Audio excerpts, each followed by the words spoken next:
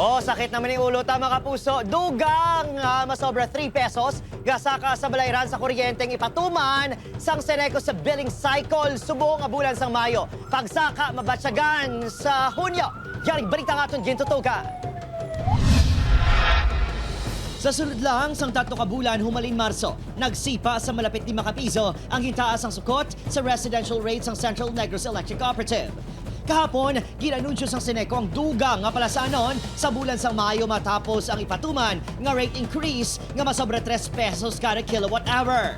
Kung nagakonsumo sang 100 kilowatt ang isa ka panimalay sa isa ka bulan, lauman ang dugang masobra 300 pesos sa inyong bill.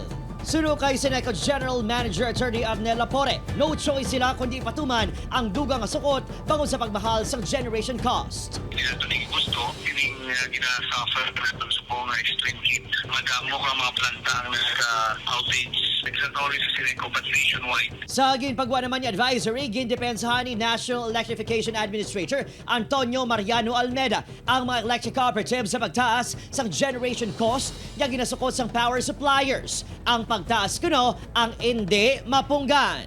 Abisal sang pathag, wala to gihapon ang reklamo sa mga konsumidor. Ang singgitan sang kadamaan, asod-asod na ang brownout, mahal pa ang sukot. Ang technician niya si Ronnie, madamong electric fan ang ginakayo kada semana. Kalabanan, tugas ang overheating, kag masami nga brownout. Kaya ka-fluctuate ang kuryente mo. Tapos?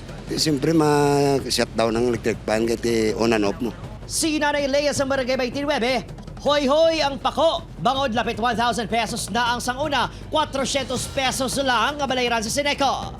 Gawiit na kami subong sa balayran namon. Bangod sa pagmahal sang balayran sa kuryente, ginayo karon sa CENECO nga palawigan ang disconnection period agud makasupot pa sang inugbayad ang mga konsumidor.